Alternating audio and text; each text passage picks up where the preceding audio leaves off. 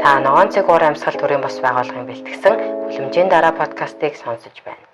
Энэхүү бүтээл нь Германы холбооны эдийн засгийн хамтын ажиллагаа хөгжлийн яамны санхүүжилтээр бүтээгдэв. Үүнд тусгах цаан агуулга нь Германы холбооны эдийн засгийн хамтын ажиллагаа хөгжлийн яам болон Германы олон улсын хамтын ажиллагааны нийгэмлэгийн үзэл бодлыг илэрхийлээгүй болно. Сайн байцгаана уу? Хүлэмжийн дараа подкастын 7 дугаар анги эхэлж байна. Би хөтлөгч Гэрлээ байна. Ногоон цэг уур амьсгал төрийн бас байгууллагын хамтран үүсгэн байгуулагч, онлайн математикч болон хэмэл оюуны инженер мэргэжлээ. Сайн уу? Би хөтлөгч Ирина. Ногоон цэг уур амьсгал төрийн бас байгууллагын хамтран үүсгэн байгуулагч, график артист, уур амьсгалын активист юм байна. Өдрийн минь санаа сэргээг тэгэрчим хүчний инженер, хүрээлэн буй орчны инженер байна. За манай хүлэмжийн дараа подкастыг хэн сонсох хэрэгтэй гэхээр уур амьсгалын өөрчлөлтийн талаар ямар нэгэн байдлаар сонирхдаг, эсвэл танин мэдхүү дуртай, сониуч, юмыг шүмж сэтгэлгээгээр хардаг, асуудлыг шийдэлтэй хамт боддог нийгмийн бүх бүлгийн хүмүүст зориулж байна. Харин манай подкастын гол зорилго нь уур амьсгалын өөрчлөлтийн тухай найдвартай их сурвалжтай мэдээллийг судалгаатай түгэж хэрэв ташаа ойлголт байвал түүнийг бууруулж уур амьсгалын өөрчлөлтийн тухай ойлголтуудаа нэгтгэж ирээдүйн олон янзын боломжуудаас хамгийн сайхныг нь хамтдаа бүтээх суурийг тавих юм аа. За одоо бүгдээрээ өнөөдрийн сэдэв болох уур амьсгалын шударга ёс гэдэг ойлголтойгоо танилцъя. Энэ уур амьсгалын өөрчлөлттэй яаж холбогддог юм бэ?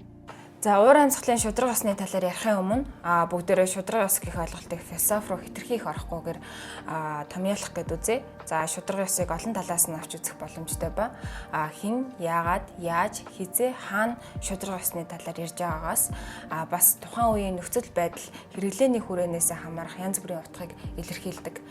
За Монгол улсын үндсэн хуулийн 1-р зүйлийн 2 дахь хэсэгт ардчилсан ёс, шударга ёс, эрх чөлөө, тэгш байдал, үндэсний эв нэгдлийг хангах, хууль дээдлэх нь төрийн үйл ажиллагааны үндсэн зарчим мөн гэж заасан байдаг. За нээлттэй нийгэм форумын 2020 онд гаргасан эрүүгийн хууль дахь шударга ёсны зарчмын хэрэгжилт нэртэй бодлогын судалгааны тайланд шударга ёсны зарчмын ойлголт, хандлагыг тодорхойлсныг хураангуйлан ишлэвэл шударга байх шударга ёс гэсэн ойлголтын гарал үүсэл нь латины jus justitiae буюу тэнцвэртэй, зохистой буюу үнэн зөв тогтвортой гэсэн утгыг илэрхийлж ирсэн байна. Шударга ёсны философи танин мэдхүйн үндэслэл нь эртний грекийн Платоны шударга байх гэдэг нь хамгийн энгийнээр хэлбэл хинч бусдын ямиг авахгүй мөн өөрийнхөө ямиг алдахгүй байх явдал юм аа. За эртний Ромын хуульч Улпианы бусдад хохирол учруулахгүйгээр өөрийгөө болон өөрийн үйлдэлийг хариуцах явдал нь шударга ёс. Пауло Цицероны хаана эрх зүй тогтоонд тэнд шударга ёс ноёлно. Хуулиудаас шударга ёс үүсэхгүй харин шударга ёсноос хуулиуд үүснэ. Зэргээс эхэлнэ. За үүнээс шударга ёс нь хүний эрх чөлөөтэй салшгүй холбоотой зам ёсны эрх зүйн чухал үнэт зүйлс болох нь харагддаг. Үүний дараах Лок Кант нарын дэвшүүлж исэн ямар ч хүний эдлэх эрх чөлөө нь бусдын эрхээр хязгаарлагдана. Хэн боловч өөрийн хүсэл сонирхол эрх чөлөөг эдлэхдээ бусад хүний эрхэнд халдахгүй түүнийг хөндөхгүй байх санаа бас байгаа. Шударга ёс нь ёс зүйн төдийгүй улс төр эдийн засаг эрх зүйн шалгуураар хэмжигдэж нийгмийн хөгжлийн хүчин зүйл болдог учраас түүний үнэлэмж нь зарим талаар хувьсамтгай докторгүй байж түүхэн хөгжлийн янз бүрийн цаг үед шударга ёсны шалгуур үнд зүйлс өөрчлөгдөн шинжлэгдэж хөгжсөөр ирсэн байна. За Оксфордын тойл бичигт шударга ёсыг олон утгаар тайлбарласны нэг нь үйлдэл буюу үзэгдлийн ёс суртахууны зөв зүйтэй байдал, эсвэл эрүүл ухаан, үнэн, бодит баримтад нийцэж байх явдал, зөв шударга, тэгш хандлага, үнэн зөв хүчин төгөлдөр байдал гэж тодорхойлсон байна. За нэгдсэн үндэсний байгууллага нь хууль дээдлэх ёс ба шударга ёсыг бүх хүний ижил тэгш ил тод үр нөлөөтэй ялгуурлан гадуурхалгүй хариуцлагатай шүүхийн үйлчлэгийг тэгшээр хүртэх эрхийг хүлээн зөвшөөрч хэнийг ч орхигдуулахгүй байхыг зорддог. За тэгвэл дараагийн гарч ирэх асуулт бол уур амьсгалын шударга ёс гэж юу хэлээд байна вэ?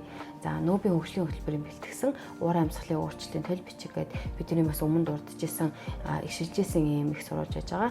Энд бол уур амьсгалын шударга ёс гэж эрх тэгш байдал, хүний эрх нь уур амьсгалын өөрчлөлтөд тэмцэх шийдвэр гаргах болон үйл ажиллагааны үндэс суурь байхыг хэлнэ гэж тодорхойлсон байж байна. Тэгэхээр уур амьсгалын өөрчлөлтөд холбоотойгоор хаана л шударга бус явдал, тэгш бус байдал үүсэж байна, хүний эрх зөрчигдөж байна, ялгуурлан гадуурхалт нийгмээс хоцрогдол гарч ирнэ. Тэр болгонд уур амьсгалын өөрчлөлтийн шударга бас яригдах ёстой гэсэн үг.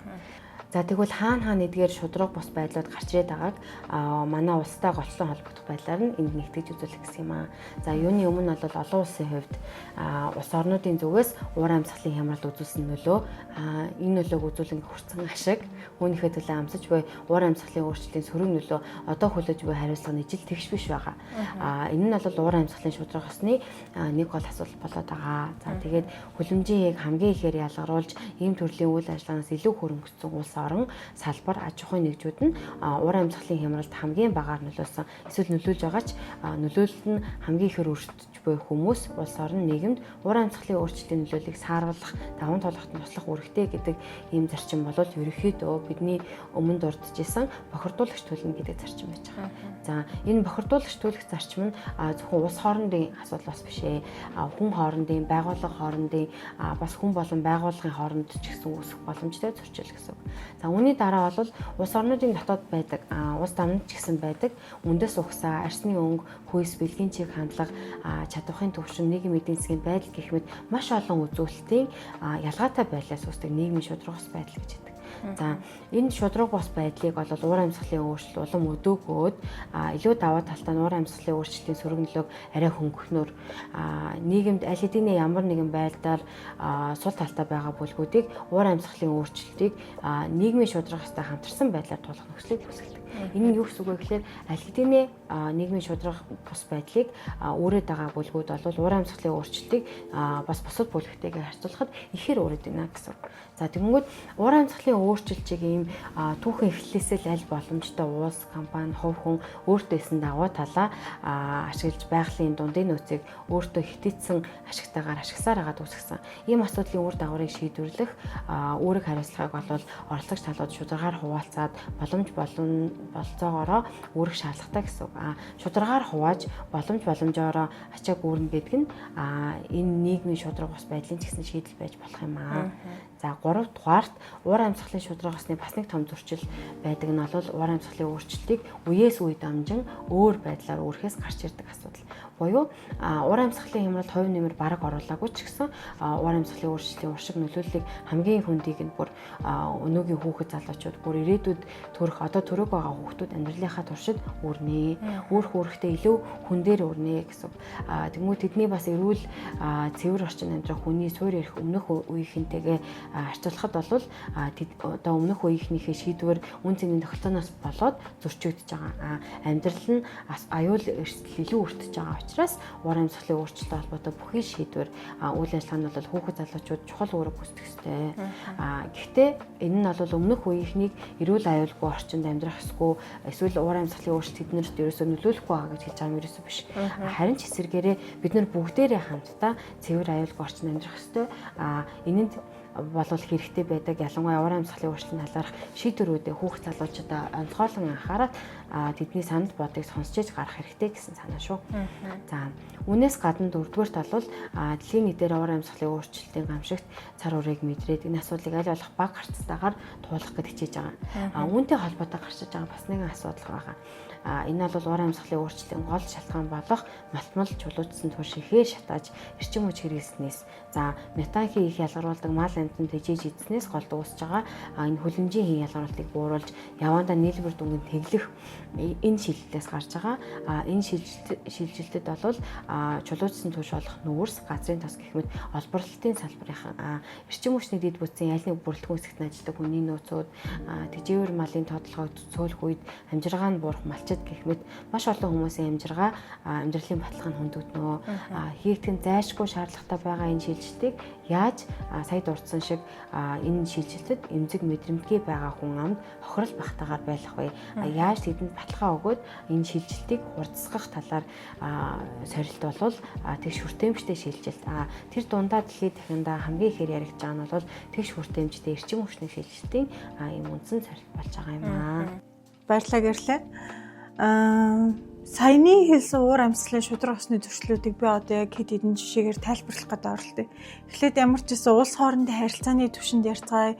Он удаан жил юм нь болж исэн түүхээс хамаарат бид нэр шударга ус байдалд орчихлоо гэж ярьж байна. Тэгэхээр Уур амьсгалын шударга усны хувьд аж үйлдвэржилт нүүрсэн цуурилж огсон хөгснөөс хойших түүхэндээ их хэмжээний хүлэмжийн ялгаруулсан одоо хөгжингүй түвшинд байгаа орнууд уур амьсгалын хямралын шийдэлд илүү их үүрэг хүлээх ёстой гэж үздэг. Харин тэд үүнийг яаж хийх вэ гэхээр өөрсдийнхөө амлаж авсан хүлэмжийн ялгаруулалтаа буруулалтаа хэрэгжүүлнэ. Тийх явцдаа одоо хөгжиж буй орнууд болох орнуудад цэвэр хөгжлийн зам руу шилжсэн шаардлагатай санхүүжилт, технологийн дамжуулалт, чадах бэхжүүлэх зэргээр дэмжлэг үзүүлэх хэрэгтэй байна. Мөн ногоон шилжилт уур амьсгалын санхүүжилтэн зөвхөн хөгжингүй орнуудад давмгайлахгүй, харин ч бүх улс оронд шударга хүртээмжтэй байх ёстой. Жишээ нь Өмнөд Азийн орнууд, тухайлбал Филиппин улс уур амьсгалын өөрчлөлтөнд хамгийн хүртэж байгаа орнуудын нэг ч гэсэн хүлэмжийн ялгаруулалт түүхэндээ болон одоо хүртэл бага байдаг.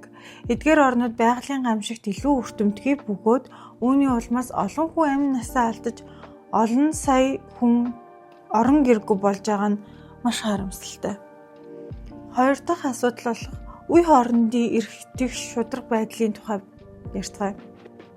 Уур амьсгалын шударга усны үүднээс өнөөгийн нөөц экологийн системийг дороотуулахгүйгээр ирээдүйн үеийн амьдралын чанарыг хамгаалах, бодлого боловсруулахдаа зөвхөн өнөөгийн эдийн засгийн ашиг бус ирээдүйн үеийн ашиг сонирхлын тэгш харгалзан үзэх, мөн хүүхдүүд өсвөр насныхаа залуусыг эхлээд зохих боловсрол мэдлэгээр нь нээлттэй хүртээмжээр ханган дараа нь уур амьсгалын хэлэлцээр төлөвлөлтөнд оролцуулах нь шударга усны чухал илэрхийлэл болдог. 3 дугаарт одоо нийгмийн шударга усны талаар ярив. Уур амьсгалын шударга усны үүднээс нийгэмд одоо хүртэл эрхтэгч биш байгаа эмэгтэйчүүд боловсролоос хоцрогдож байгаа хүүгүүд уур амьсгалын өөрчлөлтийн нөлөөллийг хамгийн ихээр хүлээж буй эмэгтэй малчид, ядуу өрхүүд, архаг хууч өвчтэй хүмүүс гэх мэт нийгмийн эмзэг бүлгүүдийн хэрэгцээ шаардлагыг илүү наривчлан тооцох нь чухал. Яагад гэвэл тэд уур амьсгалын өөрчлөлтөд хамгийн их өртөж байгаа. Тэгсэн ч гэсэн ихэнх тохиолдолд хамгийн бага хүлэмжийн ялгаруулах нь бий. Бас дахиад нэг жишээ дуртахад бол 19 онд Миннесотагийн их сургуулийн хийсэн судалгаагаар Америкийн нэгдсэн улс дахь цагаан арьс хүмүүс нь өөрсдөө үүсгэсэн бохирдлоос ойролцоогоор 17% бага бохирдолд эргээд өртсөн байдаг. Харин Испаник гаралтай хүмүүс нь үүсгэж буй бохирдлоос 63%-аар илүү бохирдолд өртдөг бөгөөд хар арьстай хүмүүсийн хувьд энэ тоон 56% байжээ. Тэгэхээр байршил хаана амьдарч байгаа гэдгээс нь эдгээр ялгаа нь чухал үүрэг гүйцэтгэсэн байсан ба хар арьс болон Испаник гаралтай хүмүүс нь агаарын муу чанар болон усны бохирдол өндөртэй газар амьдрах магадлал илүү гэдгийг нэгдсэн үндэсний байгууллага онцолж байсан. Уур амьсгалын өөрчлөлт нь хүмүүст арьс өнгөний хувьд сая хэлсэнчлэн хаана амьдарч байгаагаасаа, хаана орлого хэр байгаагаасаа хамаарат бохирдолтой орчинд илүү амьдрах, эсвэл баян байгаагаасаа болоод илүү өөрийнхөө бохирдуулж байгаа зүйлд хариуцлага хүлээхгүй байх боломжийг олгож байгаатай адилхан хүүсийн тэгш бус байдал ч гэсэн нөлөөтэй байгаа юм. Хүүсийн тэнцвэргүй үүргийн дагуу эмэгтэйчүүд гэрээ ажлын болон хүүхэд асрах үүрэг эрэгтэйчүүдээс их байдаг тул ихэвчлэн гэртээ түгжигдэж хөдөлгөөний хязгаарлагдах магадлал нь нэмэгддэг.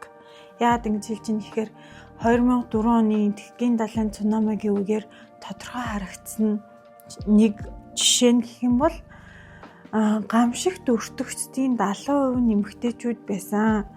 Олон эмэгтэйчүүд хүүхдүүд гэртээ байсан бол ихэнх эрчүүд тухайн үед гадуур байсан нь энэ байдалд нөлөөлсөн юм аа гэж хэлж байгаа. Маш харамсалтай. Үүн дээр нэмээд нүүрснээс өндөр хамааралтай бүх салбарын ажилчид болон нүүрсэн дээр суурилсан эрчим хүчнээс хамааралтай нийгмийн бүтцүүдийг тодорхойлох, тэдний хэрэгцээ шаардлагыг сайтар судлах, шинэ ажлын байр, шилжилттэй холбоотойгоор гарах өөрчлөлтөд бага өртөх эсвэл бүр өртөхгүй байх нийгмийн баталгааг нь хангах нь тэгш хүртээмжтэй шилжилтийг эрчим хүчний шилжилт болон мөн шударга усны шилжилт болж байгаа. Дүгнэлт хэлэхэд нийгмийн бүх давхаргын дуу хоолойг сонсох, шийдвэр гаргалтыг нээлттэй байлгах нь хүний эрх оролцооны зарчмыг хангаж уур амьсгалын шударга усны бүрэн илэрхийлэл болно. Шийдвэр гаргах бүрт альва нийгмийн бүлэг бүрийг оролцуулах тусам илүү хүн бүрт ээлтэй шийдвэр байх болно гэдэг ойлголт өгч байгаа юм. Тэгвэл одоо уур амьсгалын шударгаас дэлхийд дахинд яг хэрэгжиж гинүү гэдэгтээ өнөөгийн нөхцөл байдлаар дамжуулан танилцъя. За 1850-аад оноос дотоод шатлалтын хөтөлбөрт суурилсан аж үйлдвэр өрчлөлтийн шинэ нэр үе гэсэн талаар тэгээд бас үүнээс олж хүлэмжийн ялгаруулалт ялангуяа нүүрс хүчлийн ихээр ялгарч эхэлсэн талаар бид нэр өмнө ярилцчихсан. Одоогийн шалгуураар хөгжингүй орнууд тэр үед нүүрс, газрын тос, байгалийн яг ашиглаж бусдаас хамгийн түрүүнд эдийн засгийн хувьд давуу тал болсноор орчин үед дэлхийн дэг журмыг тогтоогч улсууд болцгоосон. За үүний тодорхой жишээнүүдээс заримыг нь дурдвал 1800 онд Их Британий хүлэмжийн ялгаруулалт жилд ердөө 10-аас 20 сая тонн CO2 байсан. Харин 1900 он гэхэд 100 жилийн дараа ялгаруулалт ойролцоогоор 400 сая тонн хүрсэн байсан. Тэр ер нь бол 20 дахин 100 жилийн хугацаанд 20 дахин ихсэн гэсэн. За 1850 онд Америкийн нэгдсэн улсын хүлэмжийн ялгаруулалт жилд ойролцоогоор 30 сая тонн CO2 байсан. Гэтэл 1900 он гэхэд Америкийн ялгаруулалт ойролцоогоор 500 сая тонн хүрч Их Британийг гүйцэн ялгаруулалтаараа тэргүүлэх болсон.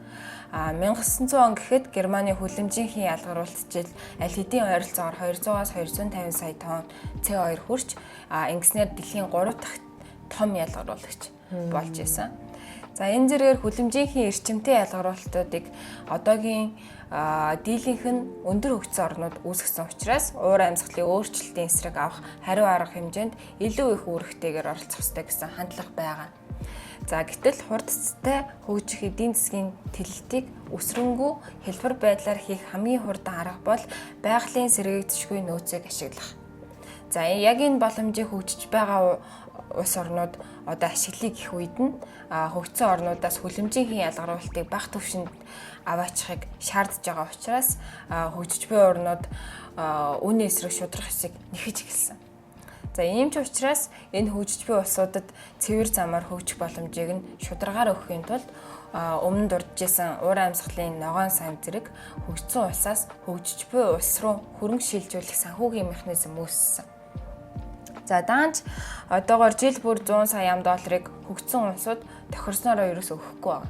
За өнгөрсөн жил гэрлээ санаа хоёрын очиж оролцсон Азербайджаны Коп-20 эдийн амлалтыг өшөө ахиулж 300 сая $100 болохоор тохирсон ч гэсэндээ өөрөг хүлээсэн орнуудын улс төрийн тогтворгүй байдлаас болоод шударгаас тогтохгүй хэвээрэл байгаа.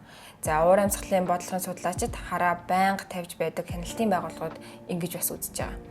За хэрэв хөгжиж байгаа орнууд энэ амлалт үүргийг нь хүлээж хийж чадахгүй цаашлаад цэвэр буюу бохирдлогүй байгаад хор охирол багтаа аргаар хөгжих замыг сонгосон ч үүнийг биелүүлж чадахгүй тохиолдолд үр дүнд нь аль хэдийн их байгаа хүлэмжийн ялгаруулалт улам ихсэж бид нар нөгөө л муухай төрхтэй үлдэнэ гэсэн үг. За энэний дараагаар болохоор дэлхийд дахинд залуучуудын мэдээлэл солилцох хурд ихсэж мэдээллийг боловсруулах чадварч өмнөх аль ч үед байгаагүйгээр сайжирсан.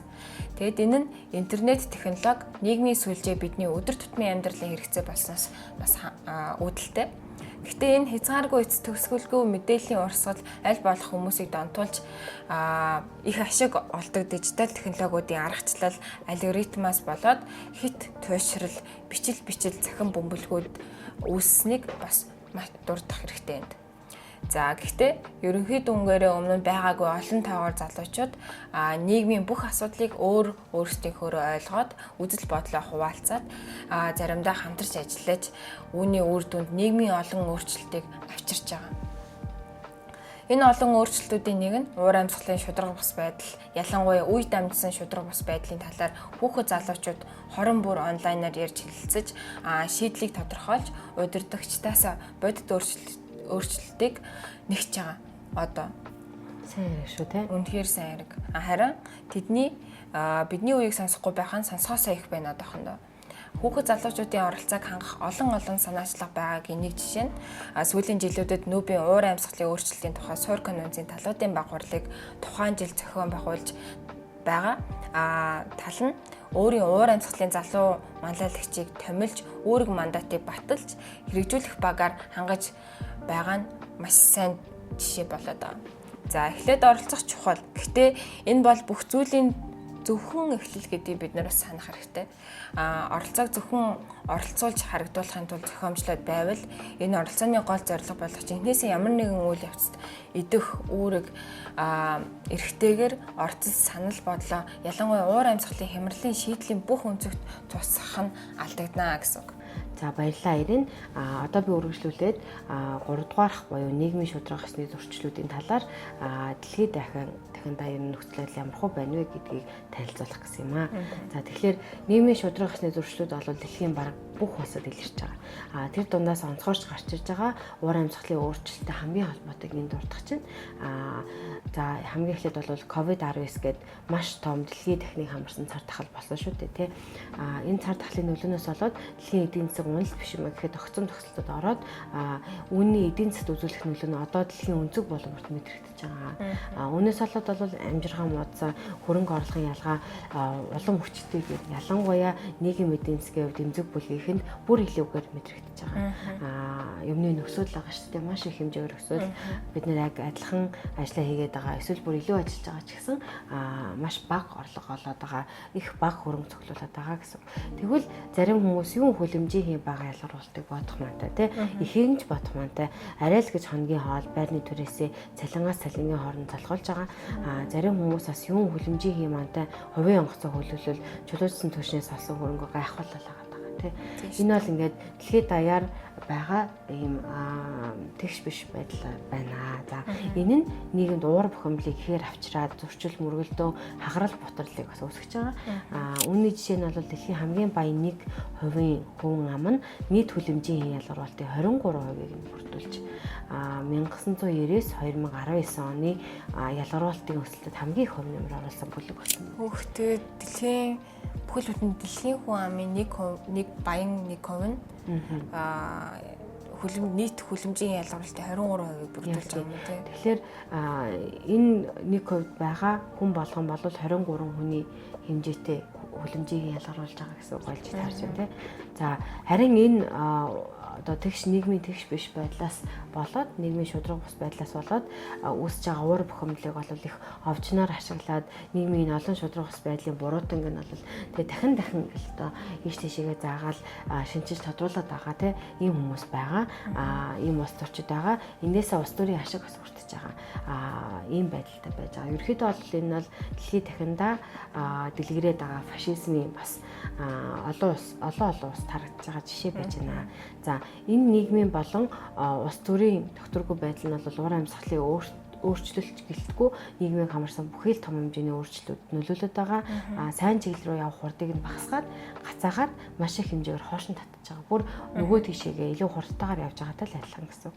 За тэгвэл энэ нийгэмтэй холбоотой уур амьсгалын шударга бус байдал нь нийгэм шударга болсон цагт айлна гэсэн болж харж байна тийм.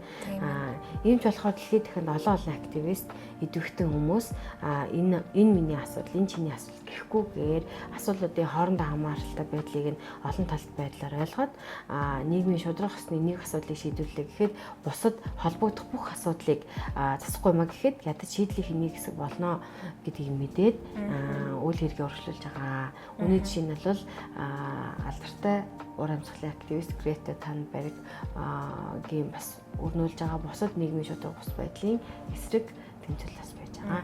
За тэгэхээр тухайн нэг асуудал нь яг одоо тань нөлөөлөхгүй байсан ч гэсэн шийдэл нь танд болон таны эргийн тойронд явандаа бүр дан байдлаар ч гэсэн те эргээр нөлөөлөх болвол та энэ үйл хэргийг дэмжихгүй маа гэхдээ цаад болохгүй байх хэрэгтэй гэсэн.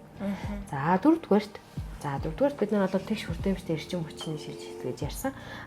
Эрчим хүч дэлхийн техникийн хамгийн их хүлэмжийг ялгаруулдаг салбар болохоор энэ шилжилт шударга бус байдал бол хоорондоо нэгт холбоотой байж байгаа юм. За дэлхийн өнөөгийн байдлыг гурван байдлаар илэрхийлье хэвлээ.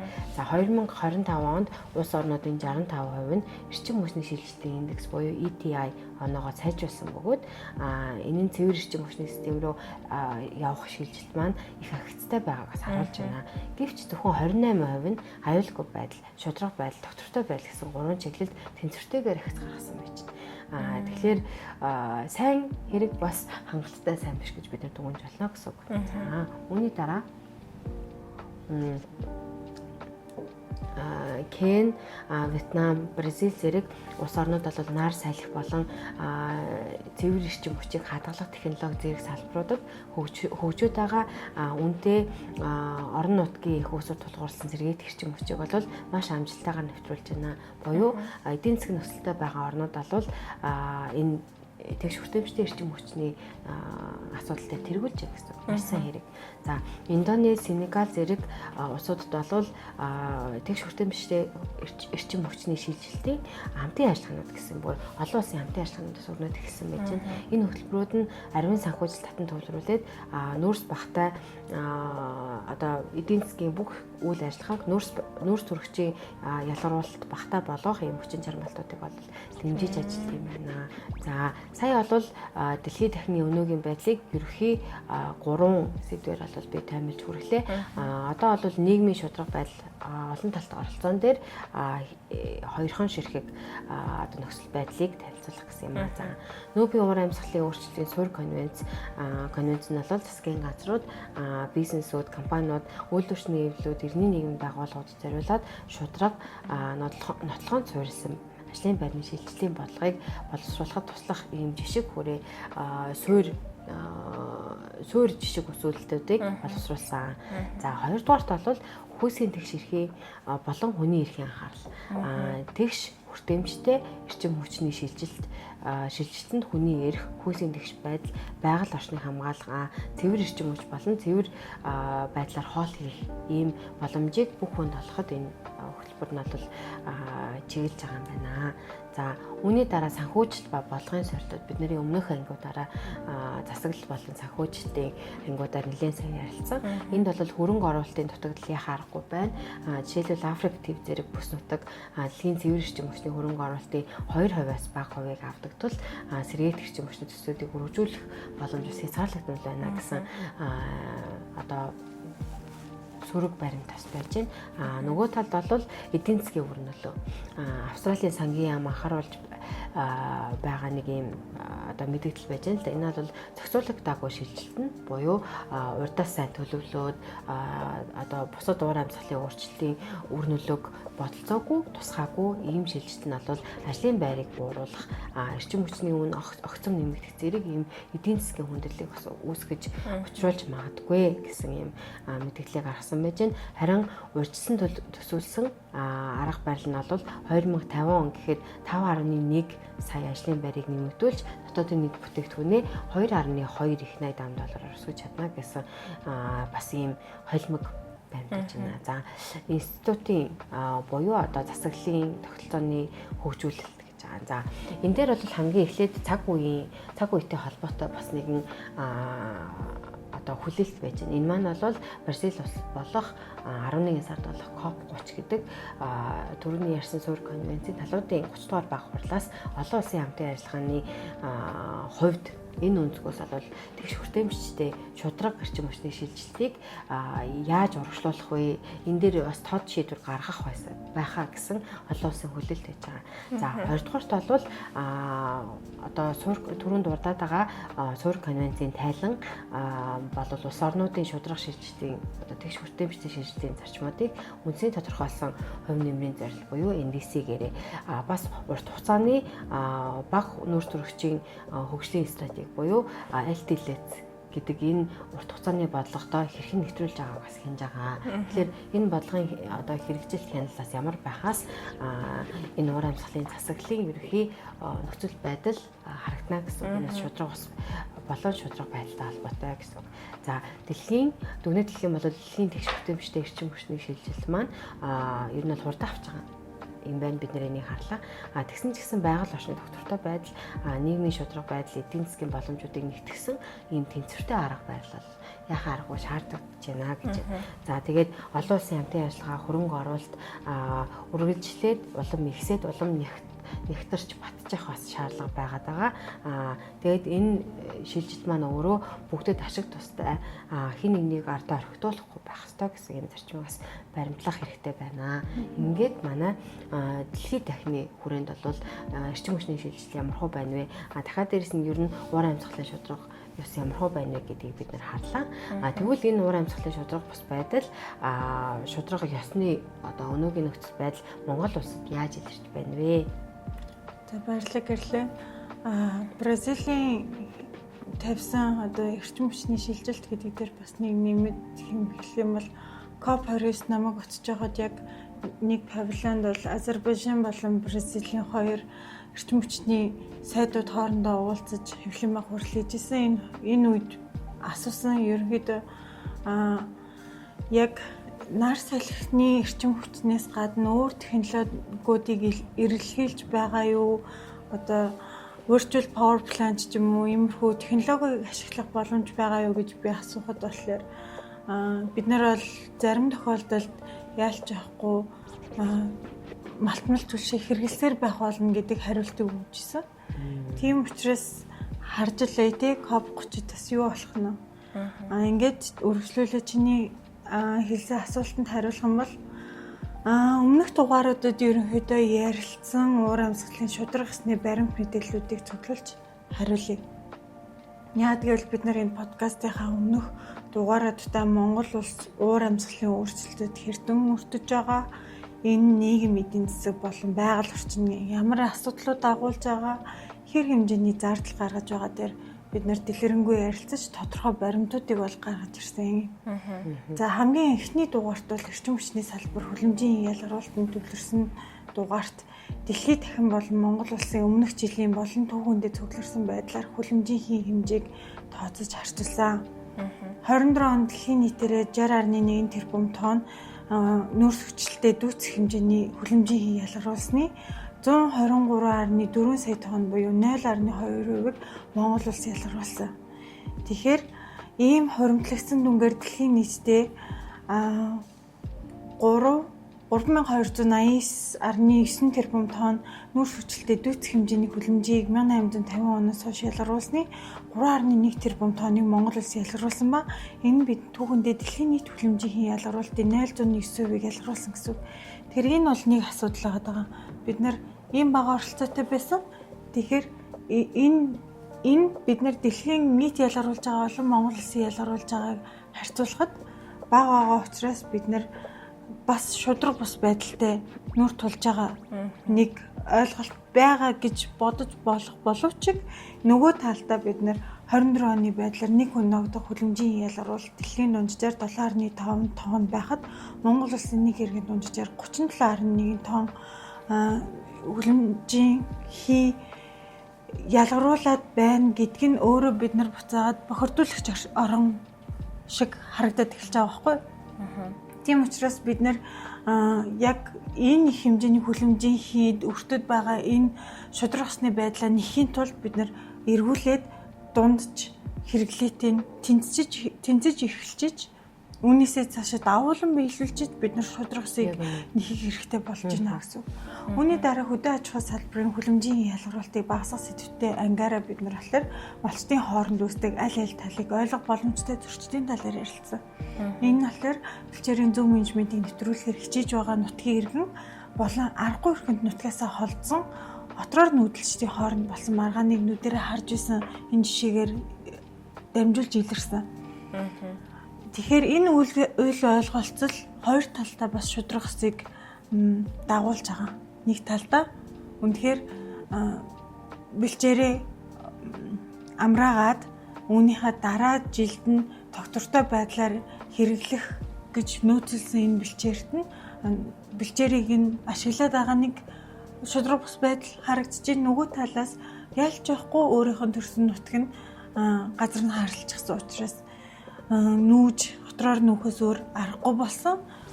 Яг өөрийнхөө амжиргааг залгуулахын тулд явж байгаа нүүдэлчдийн маань шударга бус байдал гараад ирж байгаа. Гуравт бид газар ашиглалтын өөрчлөлтийн салбарын хүлэмжийн шингэлтийн хэсэг талаар ярилцахдаа дараах боломжид шударга ёсны зөрчлийг хэлсэн. Энэ нь болохоор нөөц төрөгчийн кредит гаргаж зах зээлд нийлүүлэх нь сүүлийн үед мөн хийхэн яригдж байгаа санхүүжилт татга арга мөн.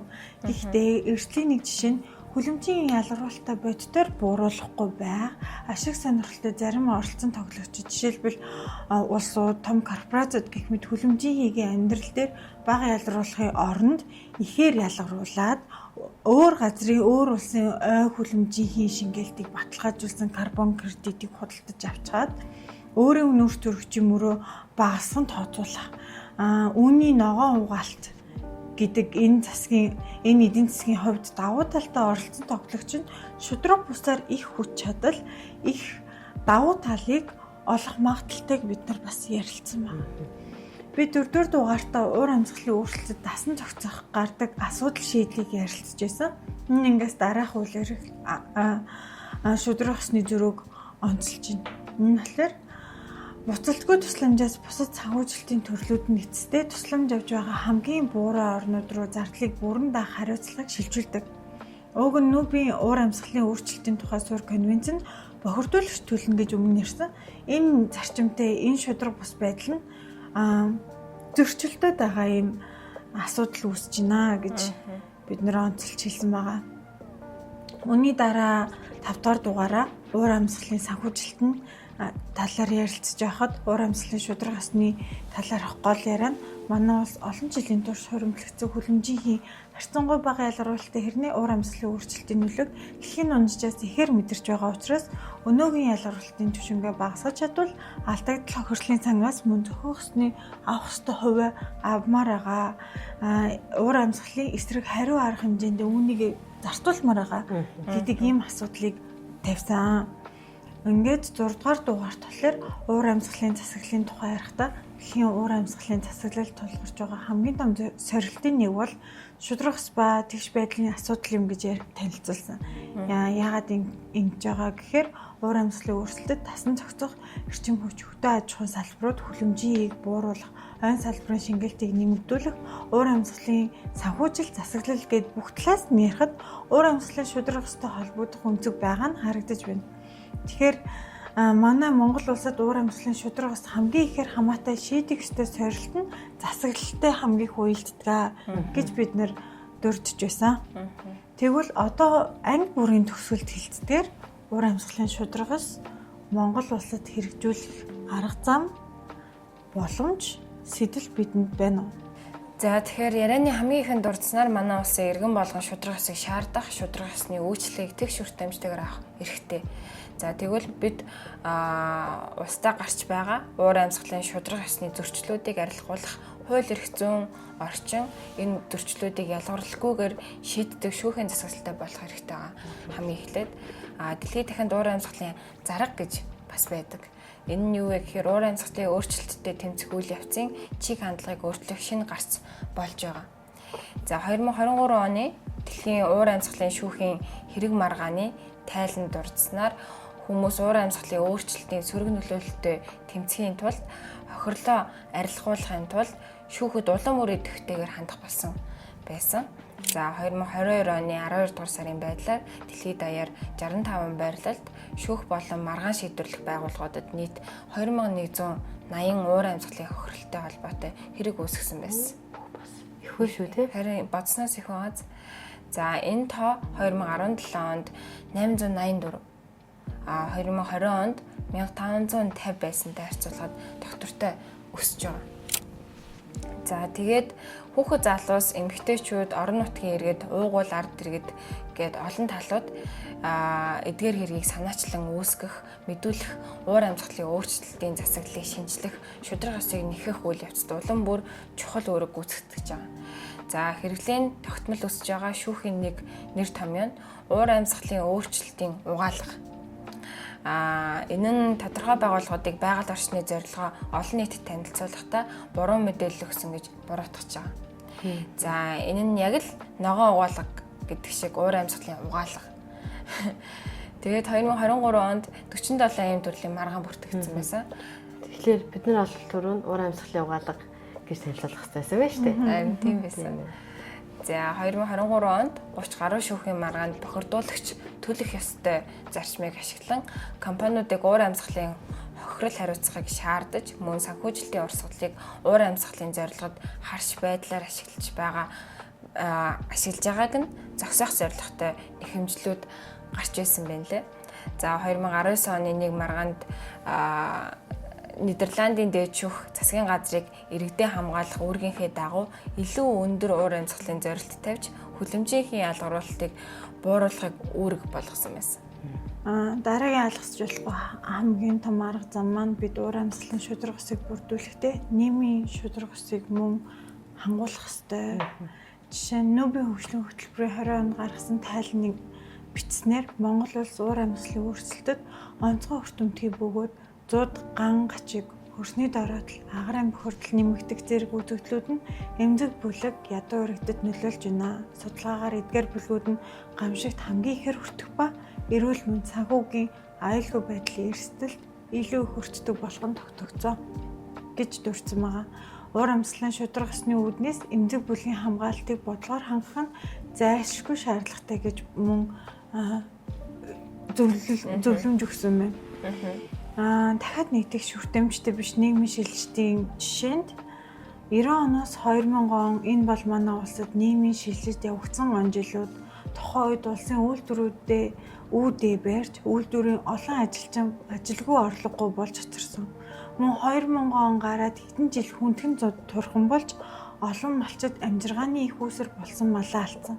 Эдгээр шалтгааны улмаас гэр бүл үр хүүхдэд тижээж амжиргаагаа залгуулах гэсэн иргэд хуваараа ашигт малтмал олборлж эхэлсэн байдаг.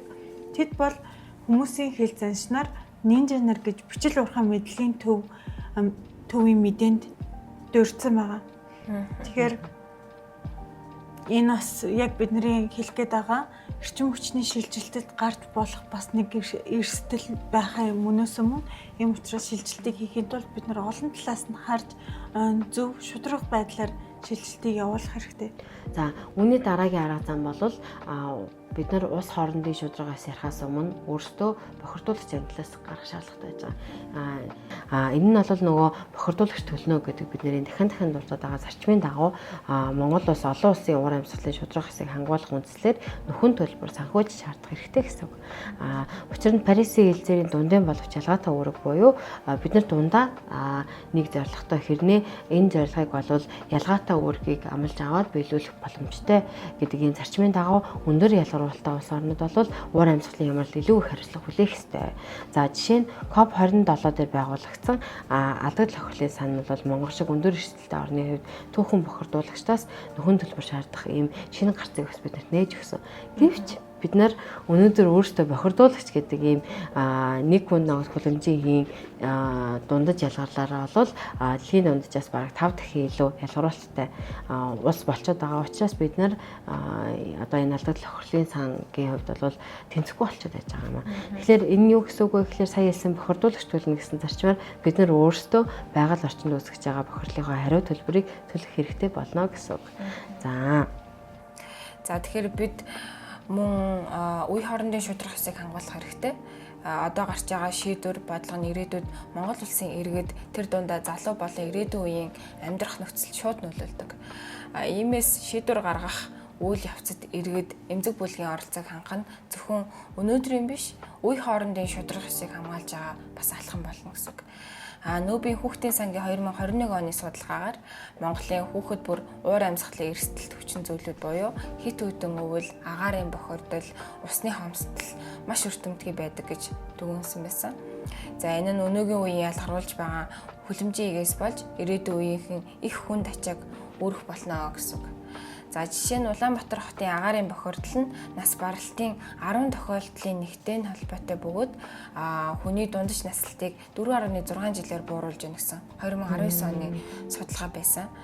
Тийм дэстэй асуудал байна. Үнэхээр дэстэй асуудал. Нэмээдээс 24 оны судалгаагаар ер нь дүн өвлийн хүүтэнд гадаа зогсвол 10 минутаас илүү зогсох юм бол ерөнхийдөө хавдар үүсгэх эрсдэл нь нэмэгддэг гэсэн судалгаа гарсан байсан. Үүний дараа бид эрчим хүчний тэгш хүртээмжтэй шилжилтийг хийж нүүрс экспортын өндөр хамаарлалаас салах хавцтай хэнийгч хохирохгүй байх хэрэгтэй. Манайд байдаг бас нэг жишээ бол 19 онд Улаанбаатарт түүхийн нүүрс төлөхийг хориглосноор өмнө түүхийн нүүрсний гол нийлүүлэгч байсан налах дүүргийн жижиг уурхаачид хүнд нөхцөлд орсон. Энэ бол нүүрснээс татгалзах шилжилтийн хийх үед гарах нийгмийн эдийн засгийн хүндрэлүүдийн нэг жишээг Монгол улс өөрөө тулсан гэсэн үг 19 онд. Тэгвэл энэ шилжилтийн хамгийн эрчимтэйгээр хийж эхэлсэн улс бол Хятад улс. Ямар үзэл баримталтай байх хэрэгтэй талаар эрдэмтэд бол зөвлөсөн байсан. Ямар ч байсан Хятад улс өөрөө 2060 онд нийт зээрээ буюу эрчим нүүрснээс сална. Тэгээд тэг төвшөнд хөлөмжийн ялгарлаа аваачна гэж зорьсон баг. Судалгаагаар энэхүү эрчим хүчний тэг шүртэмжтэй шилжилт нь 3 хэмжээс шудраг ёс төр тулгарчлах ёстой гэсэн шудраг ёсны төрлүүдийг хэмжээсээ гаргаж ирсэн байна. Ямар хэмжээсүүд байхаа гэхээр хуурлтын шудраг ёс буюу зардлыг хэн үрж, ашиг хэн өртөх вэ гэдэг дээр шудраг хандаасаа гэж хүсэж байна. Хоёрт нь хүлээн зөвшөөрөх шудраг ёс буюу өөрчлөлтөд хамгийн хүртэж буй бүлгүүдийн хэрэгцээг анхаарч авч үзэх шаардлагатай гэж хэлж байна. Гуравт нь оролцооны шудраг ёс буюу шийдвэр гаргах төвшөнд өргөн оролцоог хангах гэсэн бидний өмнө тодорхой хэмжээгээр ярилцсан хэмжээсүүд байна. Томьёол нь өөр болохоос биш ерөнхийдөө бид нэр өмнө ярьсан сэдвүүд байгаа даа. Хятад улсын хийх магадaltaй энэ шилжилтийн амжилт нь олон шатлал засаглалын оновчтой уялдаа холбоо бүс нутгийн онцлогийг харгалзах тодорхой шат дараатай төлөвлөгөөг цагийн зөв менежменттэйгээр гаргах гэсэн байна. Иргэд аж үйлдвэр нийгмийн бүлгүүдийн хамтын оролцоотой шийдэл боловсруулах. Зөвхөн ажлын байр хамгаалахаас гадна эдийн засгийн төрөлжилт, орон нутгийн сэргэлт, экологийн нөхөн сэргэлтийг бас хослуулаарай гэж хэлж байна. Үндэсний бодлого 5 жилийн төлөвлөгөө экологийн иргэншил зэрэгтэй уялдуулах шаардлагатай. Нүүрснээс хамааралтай бүс нутгийн иргэд эмзэг бүлгүүдэд тусгай дэмжлэг үзүүлэхэд энэ шудраг байдал маань, шудраг ус маань оршноо гэж ингэж мөн зорилтондоо хүрэх боломжтой гэсэн судлаачийн зөвлөгөө байна. Эдгээр нь Хятад улсад зориулан гаргасан санаа зөвлөмжүүд ч гэсэн Монголын нөхцөлд мөн адилхан Хятад улс нийт эрчим хүч нүүрсээр үйлдвэрлэж байгаа эрчим хүчний дэлхийн 70%-ийг бол үйлдвэрлэдэг бол Монгол улс маань өөрөө бас эрчим хүчний систем нүүрсэн дээр суурилсан байдаг учраас төстэй чанарууд ихтэй. Бид нэр суралцаж дүүцүүлэн ашиглах боломжтой санагдаж байна.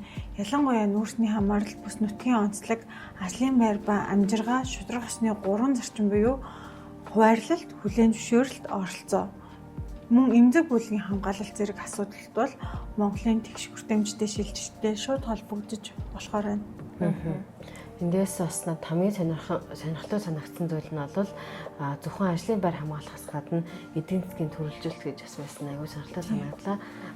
Ягаад гэвэл ажлын байрыг нь одоо тэгш хүртээмжтэй шилжилтийн үед зөвхөн хадгалаад хамгаалаад одоо зогсохгүйгээр тухайн хүний нөөцийг илүү одоо үр ашигтайгаар, илүү аз жаргалтайгаар амьдрах тэр одоо ажлын байранд нь шилжүүлж өгөх нь бас аюул чухал болж харж штэ. Тэхийн тулд эдийн засаг төрөлжих хэрэгтэй байдаг байна гэж бас дотроо бодож байлаа. Тэгэхээр ер нь бидний ярьсан хамгийн гол асуудал нь болохоор эхлээд justice буюу шудраг ус хаана тогтох вэ? Хоёрт нь just transition буюу бид нэр өөрсдөө шилжилтийг хийхдээ яаж шудраг усыг тогтоох вэ гэдэг хоёр талт шудраг усыг ярьлаа тийм. За ингээд Хүлэмжийн дараа подкастын маань уур амьсгалын шудраг ёс, улс хоорондын харилцааны төвшөнд, үе хоорондын төвшөнд нийгмийн хувьд бас дахиад дээрэс нь тэгш хүртээмжтэй шилжилтийн хувьд гэсэн юм олон талаас болол яригдаж дуусч байна. За дараагийн ангиудаар уур амьсгалын өөрчлөлттэй холбоотой бусад салбаруудын нөхцөл байдал, асуудал шийдлийг өргөжлүүлсэн судалгаан дээр үндэслэн хөрөх болно. Баярлалаа. Түр баяртай. Та ногоон цэг уур амьсгал төрийн бас байгууллагын бэлтгэсэн Хүлэмжийн дараа подкастыг сонсож дуслаа. Энэхүү бүтээл нь Германы холбооны эдийн засгийн хамтын ажиллагаа хөгжлийн яамны санхүүжилтээр бүтээгдэв. Үүнд тусгацсан агуулга нь Германы холбооны эдийн засгийн хамтын ажиллагаа хөгжлийн яам болон Германы олон улсын хамтын ажиллагааны нийгэмжлэгийн үзэл бодлыг илэрхийлээгүй болно.